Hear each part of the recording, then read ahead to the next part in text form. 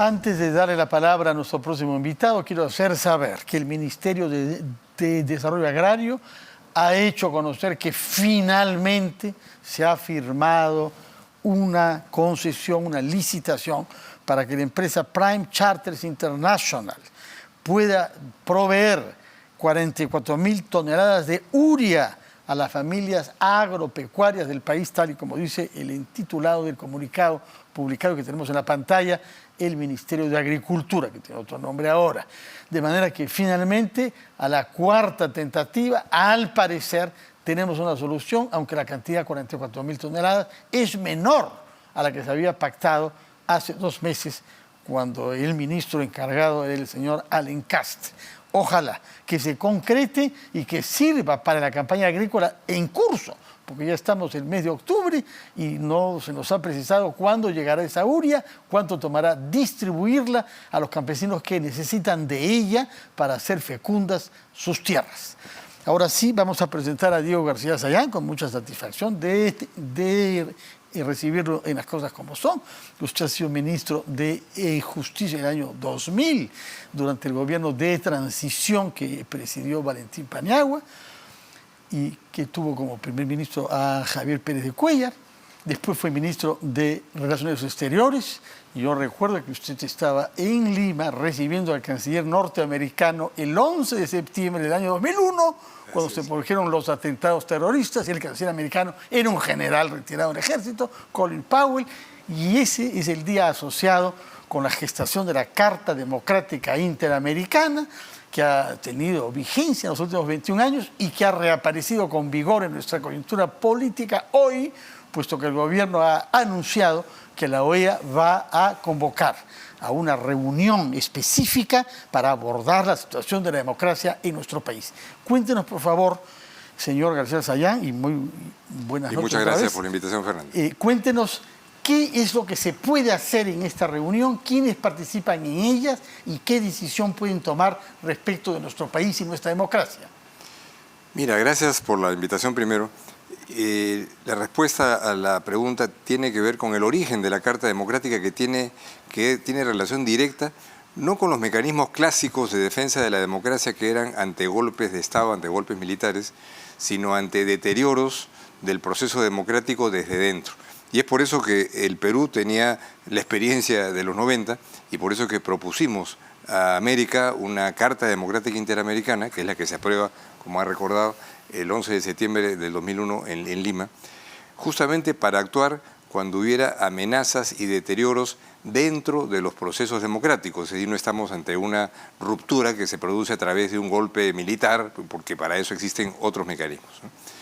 Entonces, la decisión que hemos conocido hoy, que ha adoptado el secretario general ante la comunicación que recibe del gobierno del Perú, es que en aplicación del artículo 18 de la Carta se reúna mañana el Consejo Permanente de la OEA, que el Consejo Permanente es el que integra representantes de todos los países miembros de la organización. 34, ¿no? Sí, así presidido por un embajador de Surinam. De Surinam, así es. Y participan todos, un Estado, un voto, para analizar la comunicación que ha recibido del gobierno del Perú y tomar alguna decisión al respecto. ¿Qué decisiones puede tomar el Consejo Permanente? No tengo la menor idea de qué cosa estará ocurriendo en los pasillos de Washington en este momento, pero ante una información como la que la OEA y el Consejo han recibido, el pedido que se ha planteado y lo que seguramente se discutirá mañana es si la OEA asume algún papel frente a la crisis política peruana o no, ¿no? O pide más información, que es la otra posibilidad.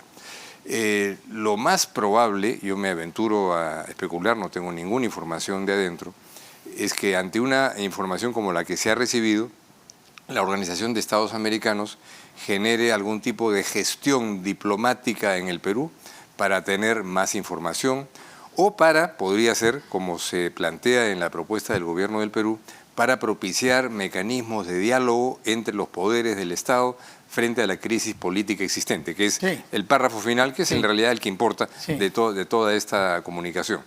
Entonces, esa es un poco la razón de ser de la Carta Democrática Interamericana, a ver si es que desde fuera, frente a lo que hoy vive el Perú, que es una crisis política, Fernando, que no empezó el 28 de julio del año pasado, sino que llevamos ya 5 años en este trámite de un presidente por año con una economía duramente afectada, al 2% desde que arranca esta crisis política que tiene ya 15 años. Entonces sería ese el empeño, el camino. No es un camino para producir una sanción, no es un camino para producir una comunicación, ¿no? Y hay sí algo que probablemente ocurra mañana, que es la Comisión Interamericana de Derechos Humanos, que es un órgano específico de derechos humanos de la OEA, que estuvo en Lima la semana pasada, que debe de producir, como suele ser después de una visita, alguna comunicación pública. ¿Cuándo en estos normalmente días. Debería de ser esta semana, ¿no? Esta semana. O sea, un informe grande ya lo hacen después, pero una comunicación pública Ahora, debería de hacer pronto. Usted es actualmente el relator especial de la ONU para la independencia de los jueces. Y es relevante eso, porque aquí estamos ante un problema que no es un problema de la oposición contra el Ejecutivo. Acá hay una denuncia constitucional hecha por la Fiscalía, es decir, por magistrados que han reunido documentación y que han formulado una denuncia que ahora el Congreso tiene que abordar. Y el primer paso que ha dado el Congreso frente a esta denuncia es elevar una consulta, aunque no lo presentan como tal, ante el Tribunal Constitucional. ¿Qué tiene que ver esto con una amenaza a la democracia? No estamos ante un conflicto clásico de una oposición que quiere derribar. No se trata solamente de eso. Si lo hay mucho más que eso. Hay un tema judicial. Sin duda que hay un tema judicial en este proceso que varios han llamado con razón la judicialización de la política y la politización de la justicia, en el que se han movido muchas piezas, mucha polarización que hay en el país, en el último año que ha sido más o menos evidente, y cómo eso ha deteriorado el clima de diálogo que es indispensable entre los poderes del Estado. Eso yo creo que es una constatación más allá de la posición que tenga cada cual a favor de uno u otro contendiente. Hay un diálogo que no funciona, hay una confrontación y una polarización aguda en donde cada cual quiere demoler al contrario, pero a la vez conviven porque la mediocridad del uno alimenta la mediocridad del otro. Entonces, cuando se plantean estos pasos como el de la denuncia constitucional, que abre evidentemente preguntas muy grandes, ¿no? Sí. Es decir, cuando se plantea en una denuncia constitucional que no rija un artículo de la Constitución, que no se aplique a la Constitución. Bueno, lo formulan de una manera un poco más matizada, ¿no? Eso es un que tema, ese artículo sea interpretado en un contexto más amplio y más moderno, digamos. Interpretaciones bastante debatibles sobre la Convención de Naciones Unidas contra la Corrupción. Estamos, creo yo, ante una disyuntiva, ¿no? Meter a toda la sociedad peruana, todas las organizaciones e instituciones y los partidos políticos en un debate jurídico-político sobre si el artículo tal o el artículo más cual, por supuesto que eso hay que discutirlo y tienen que tomarse decisiones al respecto, o tomar al toro por los cuernos, es decir, bueno, aquí hay una polarización política que no debe seguir, tiene que haber un diálogo entre los distintos actores para llegar a las conclusiones a las que tengan que llegar. Si la decisión a la que se llegue es que hay que acortar el periodo constitucional y producir una elección general, si la decisión puede ser avanzar en gabinetes conversados con la oposición para atenuar la polarización, entiendo yo que ese es un camino en el que tendríamos que pensar también. Sin duda. Lo que pasa es que hay a la vez un tema judicial. Hay una denuncia por corrupción y eso es difícil resolverlo en un diálogo, porque se trata de resolverlo por la vía judicial, ante un tribunal. Y eso supone hallar la manera para que el artículo 117 no termine garantizando la impunidad. Por supuesto, pero naturalmente parte de lo que está afectando al país hoy día es que los términos del diálogo y del debate, si es que utilizamos esas palabras generosamente, no hay un diálogo y un debate político. Hay una especie de intercambio de acusaciones de las cuales, en lo que se produce básicamente un círculo vicioso de polarización y de destrucción. Y encontramos que todo el mundo habla ahora, todo el mundo se ha vuelto constitucionalista, habla del artículo 117 de la Convención de Naciones Unidas contra la Corrupción, que muchos de los que lo comentan no la han leído, porque la Convención de Naciones Unidas contra la Corrupción dice expresamente en todos los artículos pertinentes la disposición tal, la disposición más cual, de acuerdo a las disposiciones del derecho interno, ¿no es cierto? Ese es el tratado, Fernando, que tiene más estados partes que se ha suscrito en Naciones Unidas en los últimos 30 años. Y están ahí países que nunca, como Estados Unidos, van a aceptar ser parte de un tratado en donde pueda ser afectado su derecho interno. Entonces, ¿seguimos en esta discusión de derecho internacional y constitucional o vamos de frente al asunto en donde, sin desconocer, creo yo que en ese tema puede haber consenso en el país, sin desconocer que es legítimo el paso que dio el anterior fiscal Pablo Sánchez, de que sí se puede investigar al presidente de la República porque la Constitución no impide una investigación y creo que a la sociedad peruana le parece muy bien si hay sospechas, si hay indicios. ¿Hasta cuánto investigar? Este es el problema. La Fiscalía ahora ha dado un paso más porque ha investigado de acuerdo a la brecha que abrió Pablo Sánchez y lo que ha hallado es bastante negro. Claro, pero digamos, lo que ha ido un poquito más allá. O sea, la investigación puede continuar y debe profundizarse sin duda en este caso y en todos los demás casos que hubiera indicios de corrupción o señalamientos, pero cuando ya se pone en el tapete la afectación de una norma constitucional y se convoca a su inaplicación, estamos abriendo un capítulo distinto. Entonces, yo no digo que la fiscal no tiene la atribución de poder plantear lo que quiera en una denuncia constitucional, pero creo que sin perjuicio de la dinámica propia que pueda tener ese recurso en el propio Poder Judicial o en la Corte Suprema, que lo analizará en los próximos días, creo yo que es indispensable dar el campanazo de alerta y decir, bueno, hay que sentarse para ver cómo salimos de esto. Pongamos que se logra vacar en virtud de este contexto actual al presidente Castillo. Bueno, ¿qué viene después? ¿La solución de la crisis política? No. Vamos a tener la misma crisis con otras caras, como es lo que hemos venido viviendo en este contexto. Entonces, por eso yo creo que es muy importante ver este asunto de la OEA y de lo que debata y acuerde mañana el Consejo Permanente, que no sabemos qué será, no como una intrusión en el Perú, sino como una participación de un instrumento que ha sido propuesto por el Perú y aprobado por toda América para poder contribuir al diálogo. Y si una misión de alto nivel de la OEA, por ejemplo, lograse realizar intercambios, recoger opiniones de un lado y del otro y propiciar, como se hizo en la Corte, en el Perú, en el proceso de diálogo en el año 2000, antes de que existiera la Carta, que fue absolutamente fundamental para que la transición del fin del gobierno de Fujimori al gobierno de transición fuera pausada, que no hubiera violencia. ¿No? Ahora, usted tiene razón sobre el tema político y el tema ético, por decirlo así. Hay que buscar una solución conversada, porque los problemas no se resuelven cambiando a una persona por otra. Eso está clarísimo y es muy importante. Y para un diálogo no puede ser la primera exigencia que el interlocutor desaparezca. ¿No? Ahora, sin embargo, regresando al tema judicial y pensando en su función como relator especial de la ONU para la independencia de los jueces, ¿cómo los funcionarios de la OEA, los embajadores del Consejo Permanente, pueden oír lo que ha dicho el señor Castillo ayer, que la Fiscalía paga millones de soles para comprar testigos y torcerle la mano y que digan mentiras contra el gobierno? Eso es lo que ha dicho el jefe de Estado ayer sobre la Fiscalía. Es evidente que no puede haber diálogo con una persona que acusa de eso y que además, al hacerlo, comete un error grave, que es el poner en evidencia que hay omisión de denuncia. Porque si el presidente dice eso en público ante el licenciado del Ejército, ¿por qué no lo ha denunciado, si lo sabe, ante los organismos judiciales correspondientes? Y por otra parte, usted ha tenido una función destacada por la libertad de prensa en el Perú. También dijo ayer el señor Castillo que la prensa tiene una intención macabra. Macabra quiere decir muerte.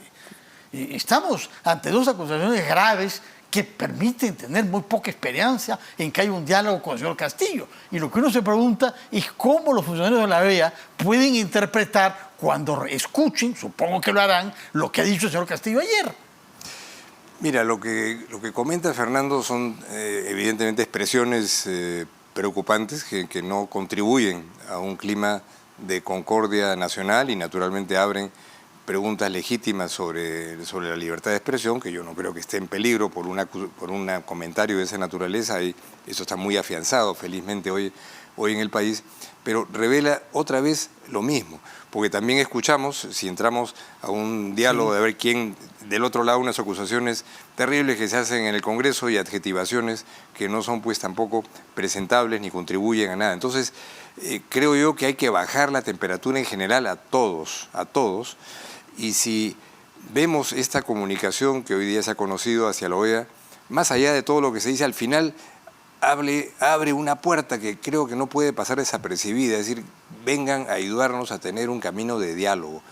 Cierto, podría decirme, bueno, entonces ¿por qué se dijeron las cosas que se dijeron ayer? Pero también lo que se dijo anteayer en el Congreso. Entonces, si entramos en esa especie de confrontación colegial de quién dijo y quién no dijo, no salimos de esto. El Perú tiene que salir de esto y hay que hacer un esfuerzo de conciliación que admito, puede sonar medio ingenuo, decir, bueno, bien a una misión de la OEA y va a santificar, eso probablemente no sea fácil, pero en la mesa de diálogo de la OEA vino al Perú en un momento mucho más crítico de confrontación, con masas en las calles protestando, con mucha represión que venía desde el gobierno, y al final se logró poner una agenda, se logró tener un proceso de comunicación, de interlocución, que tomó decisiones sobre la Fiscalía de la Nación, sobre la libertad de expresión, devolución de algunos medios que habían sido incautados, como Canal 2, por ejemplo, Frecuencia Latina.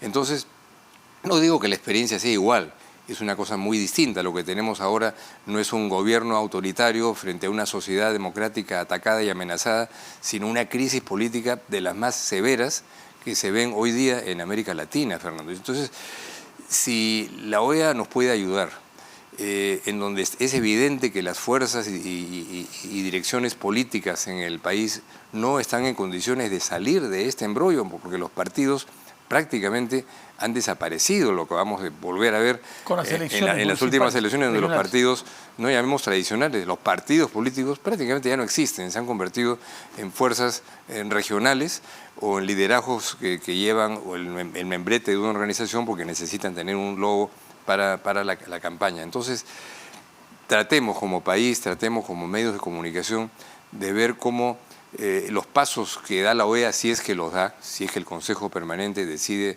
mañana asumir algún papel, y ver si las fuerzas sociales, políticas, el empresariado, los sindicatos, quienes tengan cosas terribles que decir contra el presidente Castillo y las cosas que el gobierno tenga que decir sobre los demás, que puedan ser escuchados, y ver si eso contribuye a bajar la temperatura.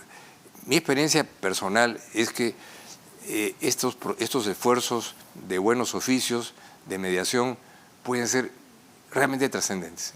Fuera del caso del Perú, me ha tocado participar en América Central, ¿no? en la solución de los conflictos armados en Guatemala y en El Salvador, y podías ver que en apariencia eso era imposible, por lo que venía de antes, que no solamente eran confrontaciones políticas, sino a balazos y con muertos de por medio.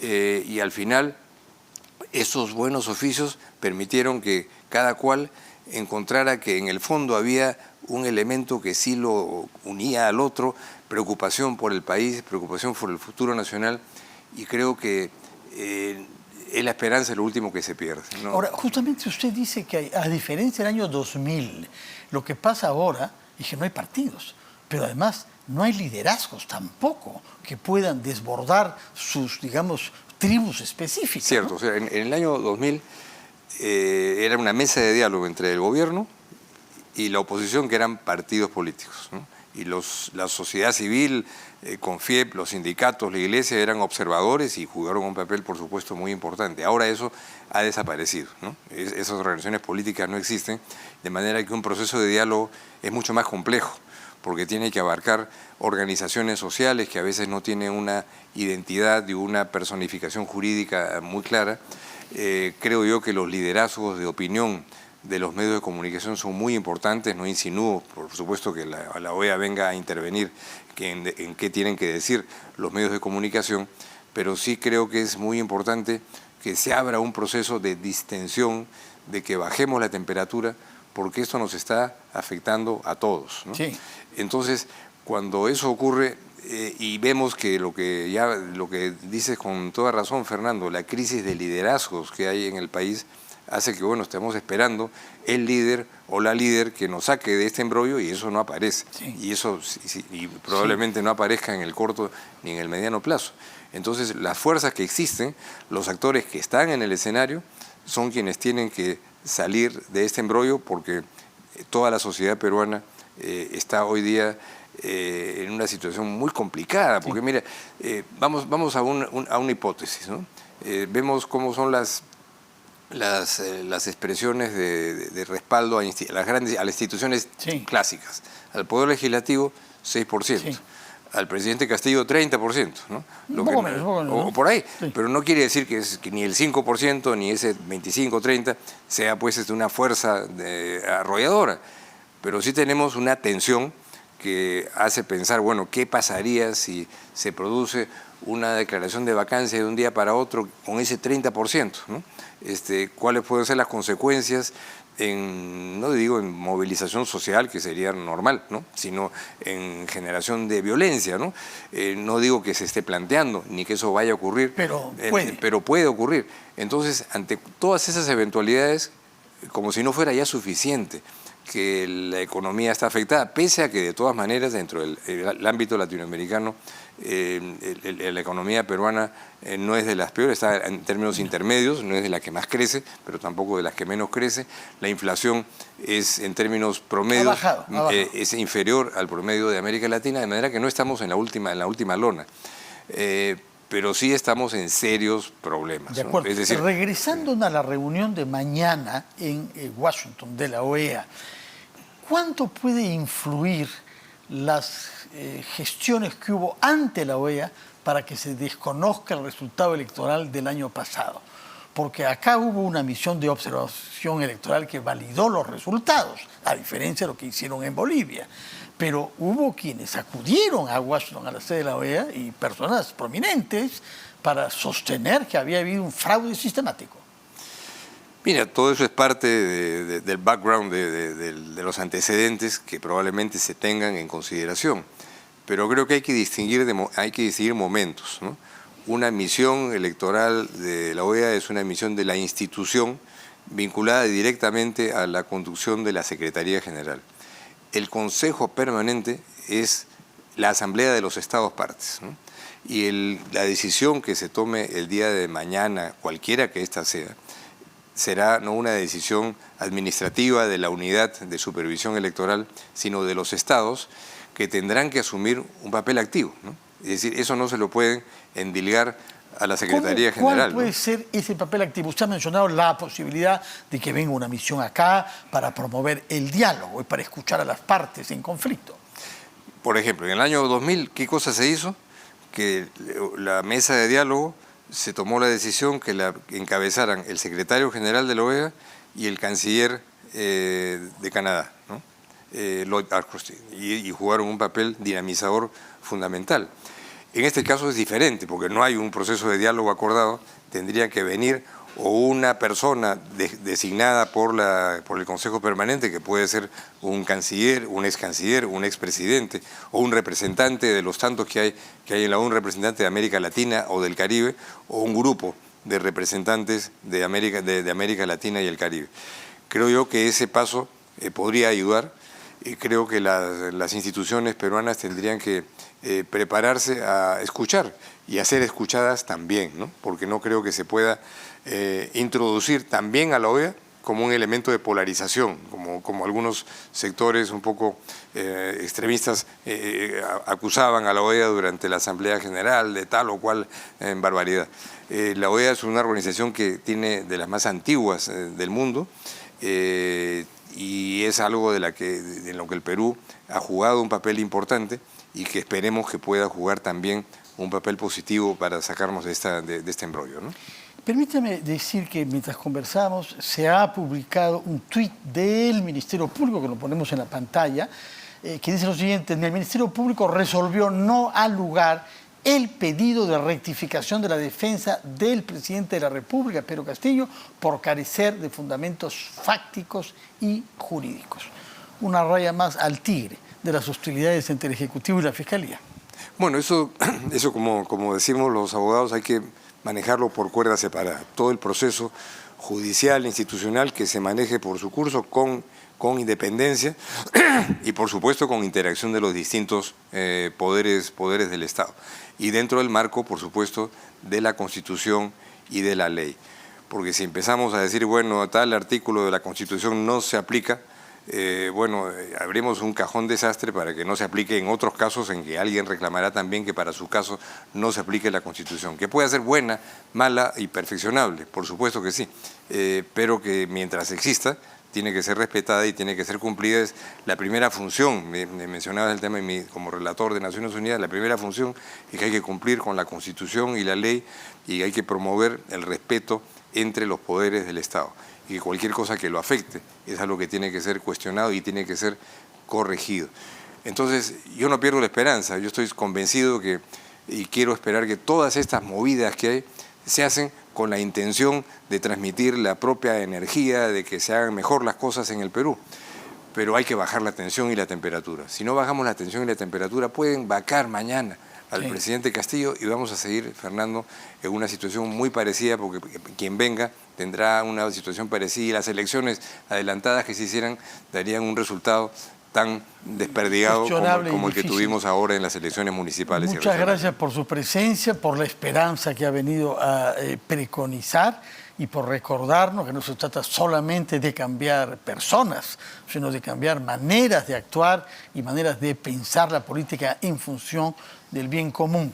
Muchas gracias, Diego García. Muchas gracias, Fernando. Ex canciller de la República, ex presidente de la Corte Interamericana de Derechos Humanos. Que tenga usted muy buenas noches. Vamos a hacer una pausa y retomamos rápidamente después las cosas como son.